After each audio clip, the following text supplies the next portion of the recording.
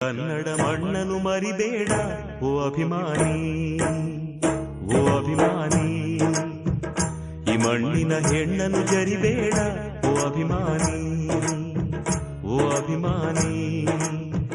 ಸುಸಂಸ್ಕೃತ ಚರಿತೆಯ ತಾಯ್ನಾಡು, ಮಹೋನ್ನತ ಕಲೆಗಳ ನೆಲೆಬೀಡು. ಕೆಡಿಸದಿರು ಈ ಹೆಸರ, ಈ ಹೆಸರ. ಈ ಕನ್ನಡ ಮಣ್ಣನು ಮರಿಬೇಡ ಓ ಅಭಿಮಾನಿ.